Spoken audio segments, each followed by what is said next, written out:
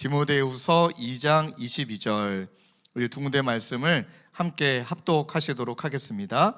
먼저 12장 1절 읽겠습니다. 시작. 너는 청년의 때에 너의 창조주를 기억하라. 곧 곤고한 날이 이르기 전에 남은 아무 낙이 없다고 할 해들이 가깝기 전에. 자, 이어서 디모데후서 2장 22절입니다.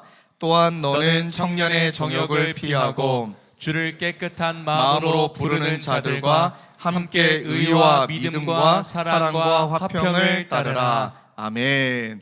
오늘 말씀의 제목을 저를 따라서 함께 고백하실까요? 쇼츠를 넘어 심연으로. 이미 청년들은 이 쇼츠의 의미가 무엇인지 알기 때문에 아마 설교의 제목을 보고 내용을 아마 파악하지 않으셨을까 싶습니다. 이제 얼마 전에 우리 교육자들, 남자 교육자들 몇 분하고 점심 식사를 교제를 나눴는데 그날 너무 재밌었습니다. 얼마나 재밌었냐면 그 몇 명 안 되는 남자 교육자 중인데 교제 나누고 있는데도 그 모임에도 세대 차이가 느껴지는 거예요. 근데 그 세대 차이는 완전히 갈렸습니다. 1대 5로 갈렸습니다. 그러니까 그 한 명은 누구냐? 한현수 목사님입니다. 예를 든다면 그날 있었던 이야기가 뭐냐면 얘기 나누다가 이제 옛날 얘기하다가 민들레 영토 얘기가 나왔어요. 이제 뭐랄까요, 미소가 지어주신 분은 90년대 대학을 다니신 분들이신데 막 사랑과 꿈과 그 다음에 또 신앙의 이야기를 막 깊이 막 나눴던 그 민들레 영토를 막 이야기하고 있었는데 한현수 목사님은 몰라요. 민들레 영토 자체가 뭔지를 모르더라고요.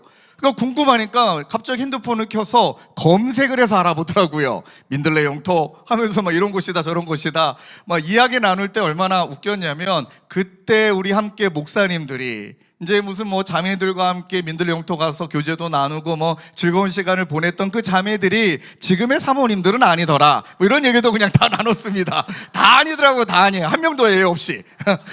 그리고 나서 이거 큰일 났네 이런 얘기하면 사모님들에게 그리고 이런 얘기를 나누는데 갑자기 이제 한현수 목사님이 핸드폰을 켜가지고요 이렇게 영상을 막 봐요. 그게 뭔가 했더니 그 이름이 아마 처음 들어보신 분도 계실 거예요. 센 로그라고 들어보셨습니까? 거 봐요. 아무도 모르고 청년들은 다 아는 표정입니다. 그러니까 저희도 처음 알았어요. 센 로그라고. 보니까 이제 그 하루의 시간을 1시간마다 알람을 맞춰놓고 알람 맞히는 시간에 몇 초간의 영상을 찍어서 나의 일상을 공유하는 그런 앱이더라고요. 너무 좋더라고요. 그러니까 얼마나 웃겼냐면 목사님 혼자 센 로그를 알고 나머지는 아무도 모르고 우리는 다 민들레 영토를 알고 목사님은 민들레 영토를 모르고. 근데 더 웃겼던 건 저희가 그날 밥 먹었던 장소와 메뉴예요. 뭘 먹었느냐? 일산시장에 들어가서 순댓국을 먹었습니다. 그래서 저는 이 느낌이 그날 너무 좋았던 거 뭐냐면 마치 우리 삶에 어떤 땀방울이 다 이렇게 녹아져 있는 시장에서 인생의 깊이를 논하는 순댓국을 먹은 것 같다. 그러면 역시 교제는 얼굴 보고 삶을 나누고 먹으면서 교제를 나누는 거구나 그런 느낌을 가지고 이제 다시 교회로 와서 묵상하는데 그때 청년들은 요즘 어떤 삶을 살아갈까? 저도 제가 지금 사역하고 있는 대부분의 현장이 작년이다 보니까 근데 지난 한 주일 동안은 몇 명의 청년들이 생각이 나서 신방도 하고 또 묵상을 했습니다. 청년들이 살아가는 풍경은 어떨까?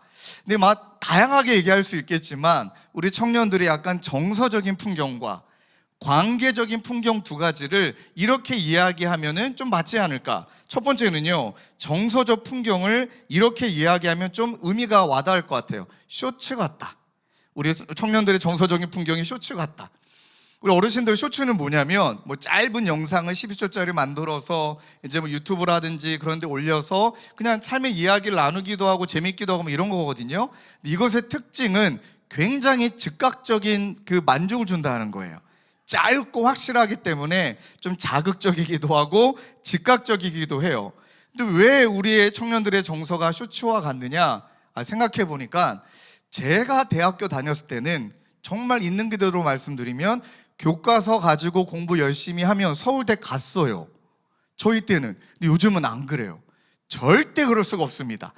그러니까 저희는 평지에서 그래도 달리기 하는 것 같은 느낌? 누구는 빨리 달리기도 하고 출발점의 차이는 좀 있겠지만 그래도 평지에 달리기였는데 요즘 살아가는 청년은 이거 오르막 같아요. 언덕이에요. 한 경사 80도 위를 달리는 것 같은 느낌? 실제 진짜 그렇더라고요. 그러다 보니까 우리 때보다 여유가 더 없어요. 확실히 그건 맞아요. 우리 사랑하는 장년들, 우리 청년들에게 아유 그렇게 약해서 어떡하냐, 절대 그 말 하시면 안 됩니다. 진짜 우리 때랑 다르구나라고 느꼈던 부분이 굉장히 무거워요. 복잡해요. 그러다 보니까 마음의 에너지도 한계가 있는데 우리 때보다 훨씬 빨리 정서적으로 소진될 수밖에 없는 삶을 우리 청년들이 살아가는구나. 그러면 위로받고 싶잖아요. 보상받고 싶잖아요. 그러니까 쇼츠를 보는 거예요. 즉각적으로. 뭔가 짧은 순간이나마 현실의 무게를 잊고 싶으니까 막 그렇게 이제 쇼츠를 보면서 마음의 안정을 얻는 거죠. 가성비가 있으니까, 시성비가 되니까. 또 하나가 있습니다. 청년들의 약간 관계적인 풍경을 얘기한다면 이렇게 좀 말할 수 있지 않을까요? 느슨한 연대. 오늘 청년들의 또 키워드이기도 한데요. 그러니까 뭐 저희 때만 해도 뭔가 좀 끈끈했습니다. 옆집 아저씨의 이름도 알고, 숟가락이 몇 개인지도 알고, 웬만하면 뭐 사정도 알고, 막 그런 얘기들을 많이 나눴는데 요즘은 이제 마음의 에너지가 너무나 빨리 소비가 되니까 너무 관심 갖고 싶지도 않고, 너무 관심 받고 싶지도 않고, 쑥 들어가면 상처가 될 걸 아니까, 상처 받을 걸 아니까 이제 좀 거리를 두고 싶은 거예요. 자, 이거에 대해서, 이 말에 대해서 한 사회학자는 이렇게 말을 합니다. 이는 상처받고 싶지 않은 청년들의 안전거리 확보다. 참 와닿더라고요. 그러니까 외롭지는 않은데 깊지는 않은 관계, 함께는 있는데 언제든 떠날 수 있는 관계, 그런 관계를 이제 느슨한 연대라고 이야기하면서, 그런 이제 많은 동호회도 만들고 뭐 러닝 크루로 만들지만 같이 뛰기는 해요. 근데 뭐 삶을 나누지는 않아요. 밥은 먹고 헤어지고 뭐 주중에 더 연결되지는 않아요. 이런 시간을 지나가고 있는 시대가 바로 청년이다.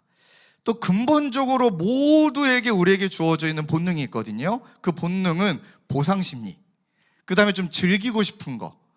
그러다 보니까 막 각박하죠. 그 다음에 이제는 뭐 열심히 살아도 이제 뭐 옛날같이 뭐 안정적인 직장 갖기도 어렵죠. 그러니까 소소한 행복을 누리고 싶어서 열심히 일해서 즐겁기 위해 일본 여행을 가요. 경제적으로 어려운데도 열심히 모아서 나에게 보상해주고, 나에게 칭찬해주고, 그 다음에 나를 위로하고 싶어서 여행을 가고 즐기고 싶다는 거죠. 근데 여러분, 이런 우리의 상황에 대해 성경이 정말 많이 공감해 주십니다. 제가 이 본문을 뭐 예전에도 알았지만 새번역 성경 버전으로 이 말씀이 가장 본문에 가깝게 해석하셨는데, 전도서 11장 9절에 이런 말씀이 있습니다. 젊은이여, 젊을 때에 젊은 날을 즐겨라. 그 다음 말해요. 내 마음과 눈이 원하는 길을 따라라. 그 다음 말이 좀 없으면 좋겠지만, 다만 내가 하는 모든 일에 하나님의 심판이 있다는 것만을 알아라. 늘 성경은 이제 균형을 얘기하니까요.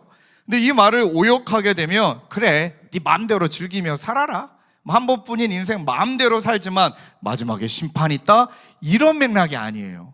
그러니까 성경은 늘 문맥으로 이해를 해야 되는데, 전도서 10장, 11장, 12장 문맥을 보면서 그럴 때가 있다는 거예요. 즐기고 싶을 때가 있는데 이 말씀 있잖아요. 다만 한 가지만 좀 마음에 담았으면 좋겠다. 그런 막 심판과 저주의 차원으로 얘기하는 게 아니라 내 삶이 지나온 흔적의 가치를 반드시 평가한 날이 오는데, 그 평가한 날이 온다면 그냥 눈에 보이는 얕은 상황들과 얕은 화면 속에 내 시선을 온전히 고정한 채 다 내어주고 살기에는, 이게 핵심입니다. 청춘은 너무 고귀하다는 거예요. 이게 핵심인 거예요. 전도서가 말하는 청춘의 핵심은 그냥 막 살기에는 그때가 너무 고귀하다. 그 고귀함을 잃어버린 채 흘러가듯 살아가게 되어지면 그건 너무 아깝지 않니? 그래서 다만이라고 말씀하시는 거예요. 또 한 가지가 있습니다. 여러분, 이 자리에 계시는 뭐 청년이나 장년이나 똑같이 하나님이 저와 여러분들을 어떻게 디자인하셨냐면 3장 11절의 말씀에 나오거든요. 자, 화면에 띄워주시고 함께 읽겠습니다. 시작. 하나님이 모든 것을 지으시되 때를 따라 아름답게 하셨고 또 사람들에게는 영원을 사모하는 마음을 주셨느니라. 그러나 하나님이 하시는 일의 시종을 사람으로 측량할 수 없게 하셨도다. 자, 이 말씀에 명확하게 말해요. 사람들에게는 영혼을 사모하는 마음을 두셨다. 그렇게 우리를 디자인하셨어요. 그러니까 아마 청년들도 경험해 봤겠지만 아마 장년들은 이 말을 100% 공감을 해요. 쾌락을 추구해 봐도 그 순간이 지나가고 나면 어디서부턴가 찾아오는 외로움, 공허함, 허무함, 감당할 수 없는 그 감정이 밀려 들어와요. 왜요? 그 말의 반증은 무언가 채워지지 않는 게 있다는 거잖아요. 그게 영혼을 사모하는 마음을 우리 가운데 두셨기 때문이다. 그러니까 여러분 한번 들어보세요. 깊이보다 속도를 중요시 여기고, 성찰보다 자극을 중요하게 여기고, 기다림보다 즉각성을 중요하게 여기며 이것에 익숙해지면 한 가지, 여러분들, 우리는 영혼을 사모하는 마음을 주셨는데, 그럼 영혼이라는 시간은 길다라는 것도 있지만 영원한 거잖아요. 그럼 영원한 것 앞에 우리가 한 가지는 배워야 되는데, 혹시나 속도와 자극과 즉각성에 익숙해지면 여러분, 인생은 긴 호흡인데 긴 호흡을 견디지 못하게 되는 거예요. 참만 이 부분들을 경험해요. 긴 호흡을 견디지 못해요. 호흡이 길어야, 오래 참아야 뿌리가 내리는 거고, 그 다음에 생각이 얕으면 내면이 금방 메말라가게 되고요. 그 다음에 이제 우리 성도님들과 저도 동일하게 경험하지만 좀 깊이 머물러 있고 긴 호흡으로 달려가야 되는데, 마치 100m 달리고 끝날 것처럼 여기면, 그 다음 내일이 없는 것처럼 살아가게 되면 죄송하지만 성장이 별로 없어요. 그냥 자꾸 해결하고만 살아가요. 예수 믿는 차원도 그래요. 근데 이렇게 열심히 하는데 왜 응답해 주시지 않지? 왜 남친 여친을 안 보내주시고, 왜 결혼의 문제, 취업의 문제, 진로의 문제가 왜 해결되지 않지? 그러면서 긴 호흡을 갖지 못하면 이제 내려놓게 돼요. 하나님을 미워하고 하나님에 대한 상처를 받는 것보다 이제 떠나요. 그리고 이제 회의감이 찾아와요. 그러니 긴 호흡이 필요하고요. 또 한 가지, 정말 많이 제가 담임 목회가 하면서 우리 성도님과 제 자신을 보면서, 특히 저 자신을 보면서 많이 깨닫습니다. 성장은 느린 거예요. 성장은 빠를 수가 없는 거더라고요. 시간, 또 그 경험을 지나가는 다 지점들이 있기 때문에. 근데 여러분 좀 가만히 생각해 보면 오늘날 우리가 살아가는 시대는 느린 성장을 선호하지 않잖아요. 결과, 성과, 빨리 안 기다려줘요. 느린 성장을 견디지 못하니까 그 과정의 기쁨, 과정 가운데 발견되어지는 보석 같은 것들을 다 놓친 채 빨리 성과를, 이런 경우가 있습니다. 교회 안에서도 성도님 사이에서도 관계 어려움이 생기면 보니까 느린 걸 이해를 못해요. 빨리 해결해야 돼요. 관계로 자꾸 해결하려고 해요. 아니에요. 관계는 긴 시간을 두고 풀어가는 거예요. 해결하려고 하면, 빨리 성과를 보려고 하면 둘 중에 하나밖에 안 됩니다. 누가 잘했냐 못했느냐, 누가 잘못했느냐, 누가 잘못하지 않았느냐, 이렇게 되는 거지. 긴 호흡을 가지고 풀어가다 보면은 나중에 발견되는 것이 내가 깊지 못해서 저분을 수용하지 못했구나, 이건 도저히 발견하지 못해요. 나를 못 보게 되고 남만 보게 된다는 거죠. 그래서 오늘 말씀을 통하여서 우리 사랑하는 청년들, 쇼츠라 상징되어지는 그 시간도 있습니다. 그 시간을 즐겨야 됩니다. 근데 성경에 말하는 건 쇼츠를 넘어서야 된다. 그 지점을 지나가 시면으로 나아가게 되는데, 시면은 어떤 말입니까? 밑도 끝도 보이지 않는 연못이거든요. 깊이가. 그러니 인생이 얼마나 깊어요. 또 하나님이 얼마나 깊으십니까? 헤아릴 수 없는 깊이가 있다는 것을 믿고 쇼츠를 넘어서 시면으로 한 발짝 한 발짝 내딛는 것이 바로 아주 고귀한 청년의 때에 갖춰야 될 태도이다. 그럼 두 가지를 얘기하고 말씀 마치려고 하는데요. 쇼츠를 넘어 시면으로 간다는 것은, 한번 저를 따라 할까요? 오늘을 살아가되, 감사합니다. 좀 더 크게 할까요? 오늘을 살아가되 창조주 하나님을 기억하며 살아가는 것. 자, 어떤 문장으로 정리해 볼까 정말 고민 많이 했지만 이 그대로인 것 같아요. 자, 전도서 12장 1절 말씀을 한 번만 더 다 같이 읽겠습니다. 시작. 너는 청년의 때에 너의 창조주를 기억하라.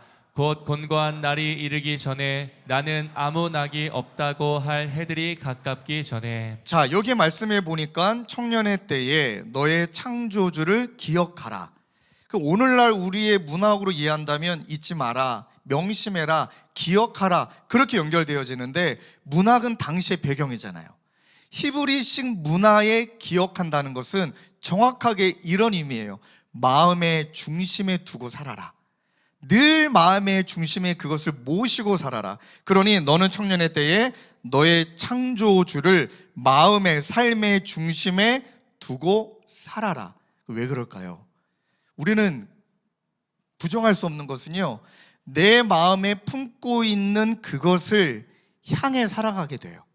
그러니 인생의 방향이 내 마음에 품고 있는 것으로 말미암아 방향이 결정되는 것을 많이 발견하게 됩니다. 오늘 2부 예배 때도 그 청년이 이 자리에 와서 예배 드리고 갔는데 허락했습니다. 이 친구의 신방의 내용을.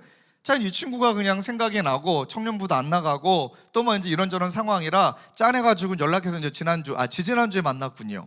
근데 만났는데 자꾸 핸드폰을 봐요. 그리고 제 핸드폰은 그냥 이렇게 액정이 하나인데 뭐 얘 핸드폰은 거의 3면이 액정이더만요.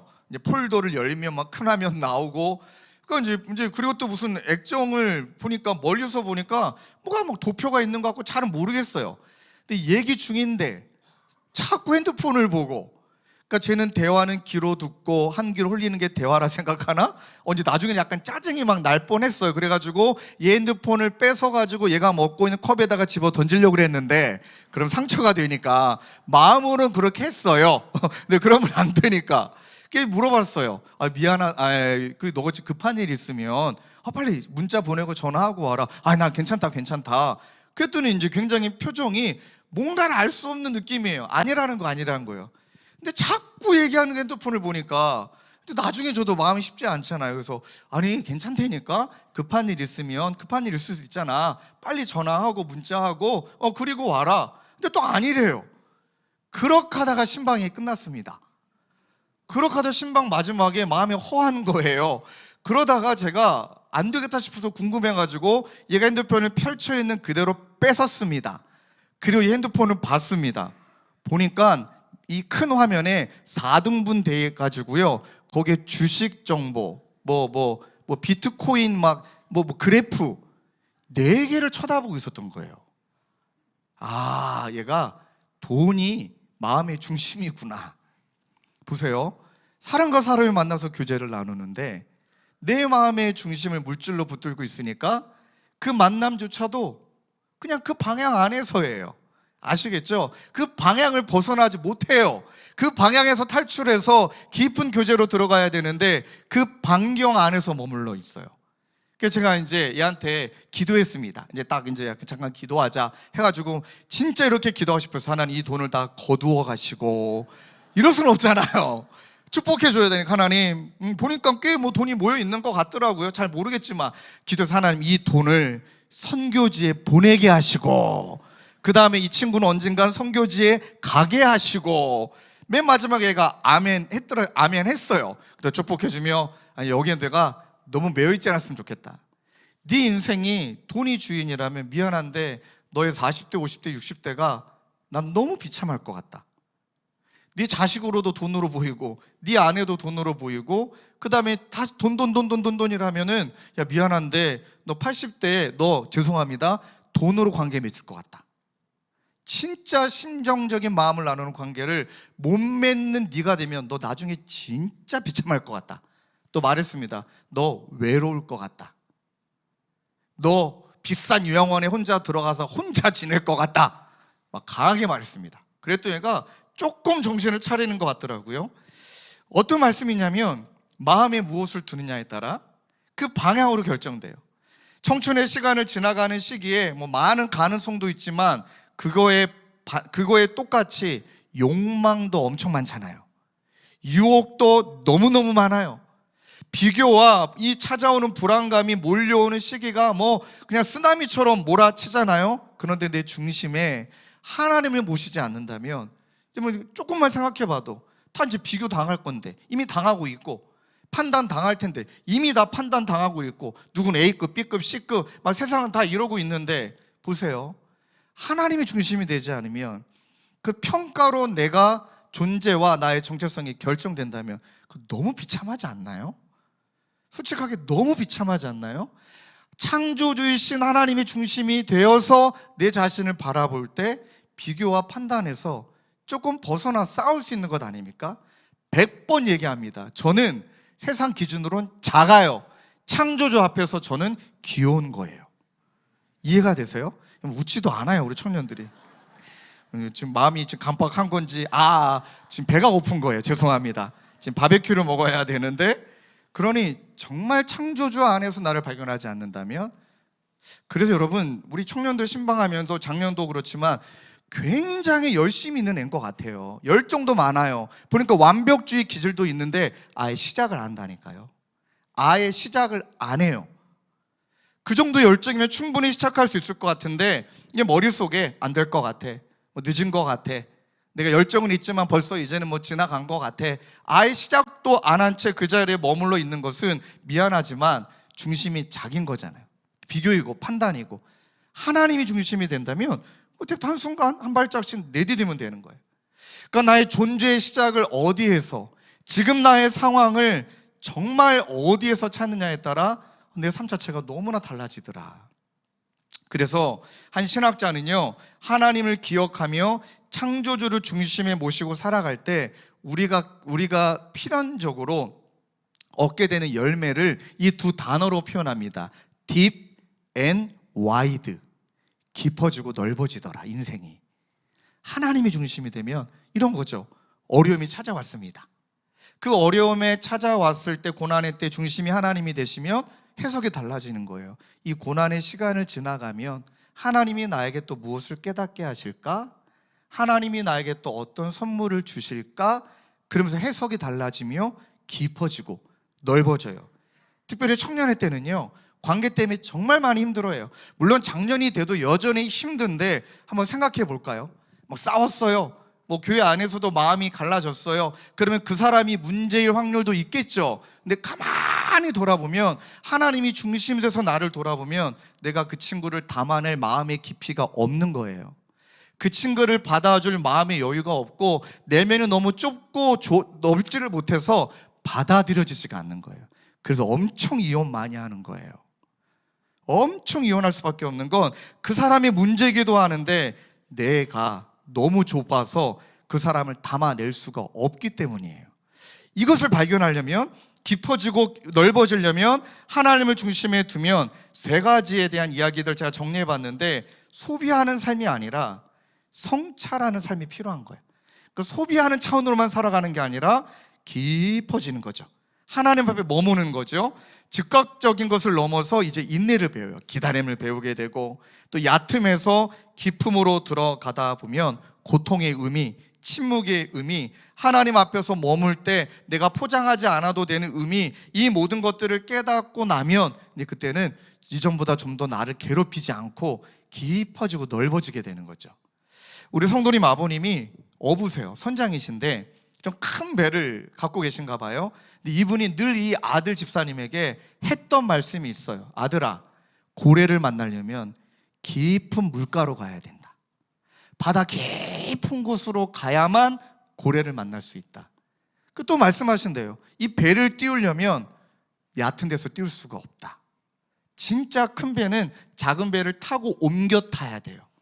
그러면서 아들에게 바라는 게 무엇일까요? 인생을 살아가되 우리가 이런 즉각적인 속도, 정보 그런 것이 아니라 깊어지는 차원으로 나아가게 되어질 때, 그때 창조주 하나님으로 말미암아 하나님이 나를 통해 어떤 일을 행하고 원하시는지를 더 많이 꿈꾸게 된다는 거예요. 달라스 윌라드 신학자가 이런 말 했습니다. 그래서 현대인의 가장 큰 비극은 바쁜 것이 아니라 깊이를 잃어버린 것이다. 너무 공감이 됩니다. 그래서 오늘 이 자리에 사랑하는 청년들을 위하여 우리 장년들이 마음을 다해 기도할 때 이 말씀을 붙들고 싶어요. 에베소서 3장 17절 19절인데 제가 한번 읽어 드릴게요. 믿음으로 말미암아 그리스도께서 청년들의 마음에 계시게 하시옵고 청년들이 사랑 가운데서 뿌리를 박히고 터가 굳어져서 능히 모든 성도와 함께 지식에 넘치는 그리스도의 사랑을 알고 그 너비와 길이와 높이와 깊이가 어떠함을 깨달아 하나님의 모든 충만하신 것으로 청년에게 충만하게 하시기를 구하노라. 아멘. 이 말씀이 청년들 가운데 그대로 이루어지길 주님의 이름으로 축원합니다. 두 번째는 짧게만 살펴볼게요. 쇼츠를 넘어 심연으로 간다는 것은 동역자들과 함께 과감하게 피하고 전심전력으로 따르라. 이 두 가지 균형이 필요하거든요. 자, 디모데후서 2장 22절을 한 번 더 같이 읽겠습니다. 시작. 또한 너는 청년의 정욕을 피하고 주를 깨끗한 마음으로 부르는 자들과 함께 의와 믿음과 사랑과 화평을 따르라. 자, 여기 두 가지 균형이 나오네요. 피하라, 그 다음에 따르라. 자, 먼저 피하라라고 말할 때는 그 앞에 뭘 피하라고 말하냐면 청년의 정욕이래요. 이 말씀을 해석하려고 여러 책들을 봤는데 종합해 보니 이렇게 해석하는 게 가장 맞아요. 그러니까 청년의 정욕은 성적인 욕망만을 말하는 거 아니에요. 잘 들어보세요. 제 맘대로의 충동을 따라 제 멋대로 살아감. 이게 욕망이라는 거예요. 너무 와닿지 않으세요? 다시 한번, 제 맘대로의 충동을 따라 제 멋대로 살아가는 것이 청년의 정욕이다. 이것을 피해야 된다. 여러분, 다윗이 이 정욕을 못 피했죠. 또 하나 정욕을 그 자리에서 하나님 견디게 하여 주옵소서, 하나님 내 눈을 가리워 주시고 음욕이 떠나가게 하시고, 아니요, 그 자리를 피해야 되는데 다윗이 옥상에 머물렀잖아요. 또 하나 그 음욕을 향해 응시했잖아요. 이게 너무 무서운 거예요. 머물고 응시하는 거. 쳐다봤어요. 계속 보니 사로잡힌 거죠. 그러니 무너졌습니다. 누구처럼 해야 된다고요? 요셉. 아줌마가 꼬실 때 빨리 도망가는 거예요. 아줌마가 꼬실 때 도망갔잖아요. 승리했잖아요. 그러니까 위협의 상황을 어떤 상황에서도 합리화할 수 없다. 그 정욕 앞에서는 합리화가 필요 없다. 즉시 자리를 떠나야 된다. 자, 이것을 실천하는 청년 되시길 주님의 이름으로 축원합니다. 또 있습니다. 따라야 할 것. 자, 따라하는 것에는요, 함께 의와 믿음과 사랑과 화평을 말아요. 특별히 따른다라고 얘기할 때는 여러분, 이 표현이 원어적으로 표현하면은 그 목표점에서 벗어나지 않으려고 완전히 전심전력으로 다름질한다는 거예요. 자, 이것을 제가 군대에 있을 때 경험했습니다. 제가 이제 대전에서 근무했는데, 대전에서 근무하다가 올라올 때 기차를 탈 때가 있거든요. 그때 탔던 기차는 막 비싼 기차가 아니기 때문에 올라탈 때 손잡이가 있고 이렇게 계단이 있는 기차 있잖아요. 근데 늦었어요. 기차가 떠났어요. 그럼 어떻게 해야 됩니까? 전심전력으로 달려가서 그 문에서 멀어지면 안 돼요. 올라타야 됩니다. 근데 아쉽게 놓쳤어요. 놓쳐가지고 다음 기차 또 끊고 막 그랬는데 딱 그 표현입니다. 전심전력으로 떨어지지 않으려고, 붙어 있으려고 달려간다. 무엇을? 의를, 타인을 공평하게 대하는 그 바깥을 향한 마음을, 믿음을, 하나님을 전적으로 신뢰하는 위를 향한 마음을, 사랑을, 이웃의 최고의 선을 구하며 은혜를 베푸는 옆으로의 마음을, 또 화평은 모든 것 가운데 하나님과의 교제이든 사랑과의 교제이든 그 가운데 평안을 누리기 위해 나를 잃어버리지 않는 셀프 컨트롤, 절제를. 이러할 때 뭐라고 말씀하시느냐? 함께래요. 함께. 혼자는 안 된다는 거예요. 혼자 막 바른 다름질한다 그래도 세상이 이미 그런 세상이니까 믿음의 형제 자매들끼리 같은 마음을 품고 함께 쫓아가라. 자, 제가 이것을 지난주 월요일 날 경험했어요. 지지난주네요. 꿈을 꿨습니다. 우리 교육자들이 꿈 얘기하며 너무 꿈 얘기하다 기뻐갖고 제가 밥까지 쐈습니다. 그 꿈이 어떤 거였냐면, 다 우리 교육자들이 어디를 갔네요. 저와 함께 다 교육자들이 갔는데 다 양하고 들으세요. 자빠져 자고 있어요. 다 자고 있습니다. 저 혼자 일어났어요. 왜냐하면 그날이 월요일이었기 때문에 홀투 합정에 제가 예배를 인도하러 가야 되기 때문에 다 주무시고 계시는데 저 혼자 잠을 깨워서 힘든 몸을 이끌고 지하철에 몸을 실으며 궁시렁 거리고 있는 제 모습이 꿈에 나타난 거예요. 그러면서 아우 자빠져 자고 있네, 나 혼자 고생하는데, 뭐 이러면서 이제 합정으로 가고 있는 꿈을 꿨다니까. 아니, 실제가 아니고요, 꿈을 꿨습니다. 그리고 막 화를 내고 짜증을 내고 있는데 갑자기 이성태 목사님이 나타나셨어요. 이성태 목사님이 갑자기 쑥 나타나셔갖고, 분명히 주무셨는데 꿈이니까 막 옆에 나타나셨겠죠. 그 다음에 저한테 스타벅스 카드를 쑥 내밀면서, 목사님 힘드시죠? 아, 커피 한잔 하시고 힘내세요. 그 다음에 훅 사라져서 또 사라졌어요. 근데 그 꿈이 너무 위로가 되는 거예요. 아, 혼자 내가 고생하는 건 아니구나, 이성태 목사님이 알아주고 있구나.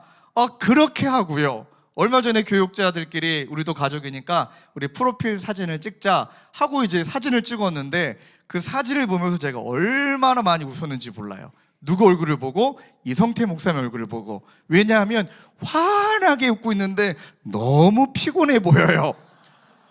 근데 그 마음이 너무 위로가 돼요. 또 보니까 아이고, 우리 교회 와서 3년 동안 얼마나 고생했는지 많이 늙었어요. 너무 위로가 되면서, 함께 이 길을 걸어가는 동역자가 있으니 참 나는 외롭지 않다. 여러분, 이거예요. 그래서 우리 청년들에게 너무 감사한 건, 느슨한 연대도 깨려고 노력하고 있고 깊어지려고 막 발버둥 치고 있잖아요. 그러는 가운데 여러분 상상해 보세요. 다 여러분들이 깊은 바다에 가서 이제 막 고래를 만나는데, 혼자가 아니에요. 이배, 저배, 이영재, 저자매 둥둥둥 떠 있으면서 막 이런 거 있잖아요. 그러니까 영화적 상상이에요. 고래를 발견했어. 그러니까 어떤 형제가 와, 고래 발견했다, 너무 기뻐가지고 막 배 고동 소리를 뿡 하고 울려요. 그러면 이제 그 소리 듣고 막 청년들이 뭐 읽고 다닙니까? 와, 다 같이 고래를 봤다 하면서 백고동 소리를 막 수백 명의 청년들이 깊어진 그 바다 위에서 소리를 내고 있는 거, 전 그게 찬양이 됐으면 좋겠어요. 그렇게 깊은 곳에서 주님을 향해 하나님이 주신 은혜를 붙들고 함께 걸어가는 동역자가 있다. 그때 우리를 통해 영광 받으시는 하나님의 은혜를 경험하게 될 줄로 믿습니다. 그 마음으로 옆에 있는 우리 지체들, 청년들은 청년들끼리, 장년들은 장년들끼리 저를 따라 한번 이렇게 얘기하실까요? 동역자들과 함께. 또 다시 한번요, 동역자들과 함께 이 은혜를 누리는 저와 여러분 되시길 주님의 이름으로 축원합니다. 이제 성년 예식을 올려드리려고 하는데, 예식에 앞서 오늘 29명의 이제 20살 청년들이 그동안 어떻게 지내왔는지, 또 2부는 2부의 청년들, 3부는 3부의 청년들의 사진을 좀 모았습니다. 우리 사진을 보고 성년 예식을 이어가겠습니다.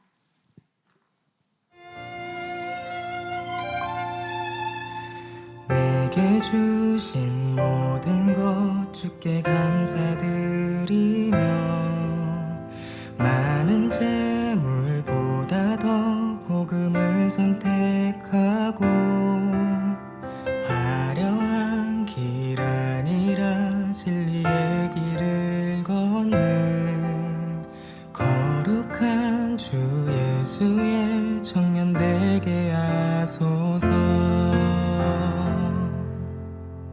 불의로 없는 복음 당당히 포기하고, 하나님 보시기에 정결한 그릇 되어 이 땅에 날 보내신 하나님의 뜻대로 주 영광 위에 사는 청년 되게 하소서.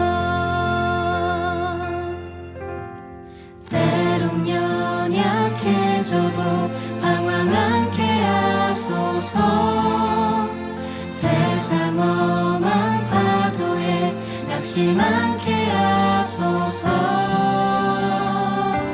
청년의 시절 지날 때 날 지으신 주님 뜻대로 하나님 예배하는 삶, 복음을 전하는 삶, 그렇게 살길 기도합니다.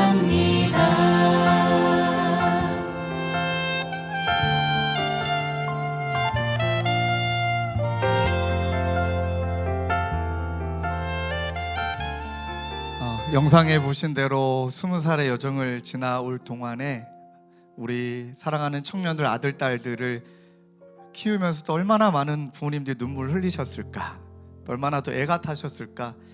아마 그런 마음이 20년의 시간이 지나갔을 거예요. 그래서 오늘은 특별히 성년 예식 때 부모와 자녀가 함께 마음을 나누는 시간을, 눈을 맞추는 시간을 갖는데, 오늘 우리 어머님 아버님을 대표로 우리 윤성원 집사님 나오셔서 우리 자녀들에게 편지를 전달하려고 해요. 그리고 우리 모든 부모님들이 그렇게 자녀를 위해서 편지를 쓰셨는데, 부모님들의 마음을 담아 우리 윤성원 집사님 나오셔서 편지를 읽어주실 때 우리 박수로 우리 맞이하도록 하겠습니다. 제사장이요 왕같은 제사장이며 거룩한 나라 하나님의 소유된 백성, 하나님의 소유된 백성. 우리 앞만 보지 마시고 옆에를 바라보시면서 너의 영혼, 우리 볼 때 사랑스러운 마음으로 얼마나 사랑스러운지,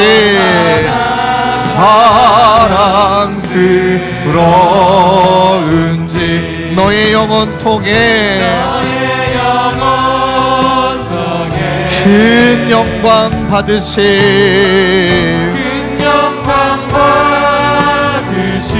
하나님을 찬양, 하나님을 찬양. 오 할렐루야.